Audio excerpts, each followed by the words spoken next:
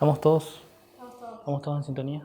En los videos anteriores estuvimos viendo cómo la historia se repite en tres periodos diferentes. En los tiempos de Noé, Moisés y Jesús. En todas estas historias, nuestra principal fuente de información fue la Biblia y Elena de White. Y lo que hemos aprendido hasta este momento es que la historia se repite. Y estas historias fueron tomadas de la Biblia. Pero ahora nos encontramos frente a un desafío. ¿Será que podremos encontrar esta estructura más allá de la Biblia? Mi sugerencia es que sí. Porque el Dios de la historia pasada es el mismo que el de hoy. Y ahora vamos a observar esta cita. Hay un estudio de la historia que no debe condenarse. La historia sagrada fue uno de los estudios que se hacían en las escuelas de los profetas. En la crónica de su trato con las naciones se trazaban las huellas de Jehová. Así también debemos considerar hoy día los tratos de Dios con las naciones de la tierra. Debemos ver en la historia el cumplimiento de la profecía. Debemos estudiar las obras de la providencia en los grandes movimientos de reforma y entender la marcha de los acontecimientos en la reunión de las naciones para el conflicto final de la gran controversia. Y la historia que veremos ahora es una con la que todo adventista debería estar familiarizado.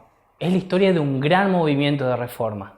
Es la historia del movimiento adventista. Y lo llamaremos la línea milerita. Y esta historia comenzó con un humilde granjero que aceptó el llamado de Dios y se le dio un mensaje que traería una reforma al pueblo de Dios. Pero ¿por qué un pueblo necesita ser reformado? ¿En qué condición estaría un pueblo que necesita una reforma? Y como ya saben, es así como comienza esta línea. Con un periodo de oscuridad. Y este periodo de oscuridad son los 1260 años de persecución papal, conocidos también como tiempos y la mitad de un tiempo, o también conocido por los historiadores como la Edad Oscura. Pero además de eso, también tenemos a Elena de White que nos dice: hoy, la Iglesia de Dios tiene libertad para llevar a cabo el plan divino para la salvación de la humanidad perdida. Durante muchos siglos, el pueblo de Dios sufrió la restricción de sus libertades. Se prohibía predicar el Evangelio en su pureza y se imponían las penas más severas a quienes osaran desobedecer los mandatos de los hombres. En consecuencia, la gran viña moral del Señor quedó casi completamente desocupada. El pueblo se veía privado de la luz que dimana de la palabra de Dios. Las tinieblas del error y de la superstición amenazaban con borrar todo conocimiento de la verdadera religión. La Iglesia de Dios en la tierra se hallaba tan ciertamente en cautiverio durante ese largo plazo de implacable persecución como estuvieron los hijos de Israel cautivos en Babilonia durante el destierro. Y este periodo de oscuridad terminó en 1798, una fecha muy importante por la caída del papado, también simbolizada en el Apocalipsis por la herida mortal. Si quieren profundizar más sobre este tema, acá les dejo la cita donde Elena de White habla más sobre esto. Pero es en este punto donde comienza un periodo de reforma y revivamiento. Y curiosamente, en las líneas que hemos visto hasta ahora, a este punto también lo llamamos tiempo del fin, de forma simbólica. Pero en 1798 la Biblia nos dice que este fue el tiempo del fin. Y Daniel 12:4 nos dice: pero tú, Daniel, cierra las palabras y sella el libro hasta el tiempo del fin. Muchos correrán de aquí para allá y la ciencia aumentará. En este año, la Francia de Napoleón lleva cautivo a Pío VI, terminando así con su supremacía papal. Te invito a ver la miniserie de Daniel 11:40 y 45 en nuestro canal.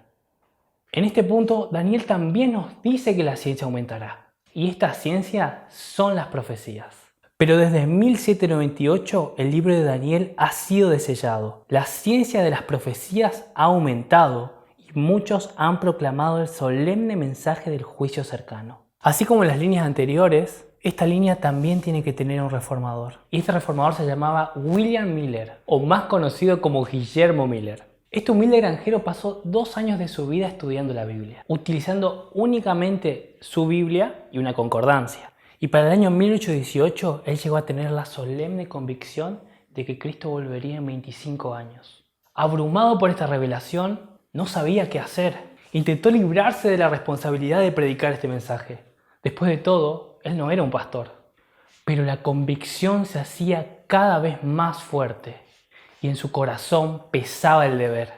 Tras años de luchas y lágrimas, finalmente decidió tomar coraje. Y en 1831 hizo su primera exposición pública. 2 años más tarde, en 1833, la Iglesia Bautista, la cual él era miembro, le otorga una licencia especial para predicar. Y este hito lo conocemos como la formalización del mensaje. Y en este mismo año, como si fuera poco, se produce la lluvia de estrellas. Este evento había sido predicho por Jesús cuando dijo que las estrellas iban a caer del cielo. Ahora bien, imagínense por un momento lo que habrá sido estar ahí, en ese periodo de la historia. Tenemos un predicador completamente desconocido que dice que en 25 años Jesús vuelve a juzgar al mundo. Pero justo en este mismo momento se produce una lluvia de estrellas jamás vista. Ocurrió en la medianoche del 12 y del 13 de noviembre del año 1833 y se produjo justo en la costa oeste de los Estados Unidos. Este fenómeno duró más de 6 horas y contó con alrededor de 240.000 meteoros. Fue algo sumamente impresionante. Y un detalle no menor a tener en cuenta es que la caída de las estrellas era la última de las señales predichas en Mateo 24:29. Las dos señales anteriores ya habían ocurrido. El día oscuro, juntamente con el oscurecimiento de la luna, ya habían ocurrido en 1780. La gente estaba expectante a todo esto. ¿Qué base tenía Miller para predicar la venida de Cristo? Su predicción se basaba en las 2300 tardes y mañanas de Daniel. O mejor dicho, y para que se entienda mejor, los 2300 días. Esta profecía es sacada de los capítulos 8 y 9 del libro de Daniel. Y en su estudio, Guillermo Miller logró comprender un principio fundamental, que nosotros lo llamaremos como el principio día por año. Este principio nos dice que un día en la profecía equivale a un año. Y para estas alturas, faltando aún todavía 10 años para el cumplimiento de la profecía, este principio de día por año era solamente una teoría. Hasta que aparece en escena otro personaje. Este personaje se llamaba Josías Litch, uno de los principales predicadores del segundo advenimiento. Josías Litch hizo un estudio de Apocalipsis 9 utilizando este principio de día por año. En 1838 llegó a la conclusión que en 2 años el Imperio Otomano sería quebrantado. Pero el 1 de agosto de 1840 publicó un artículo prediciendo la fecha exacta de su caída. ¿Y qué creen? ¿Se cumplió? Si quieren saber lo que pasó con Josías Litch y su predicción, los espero en el próximo video.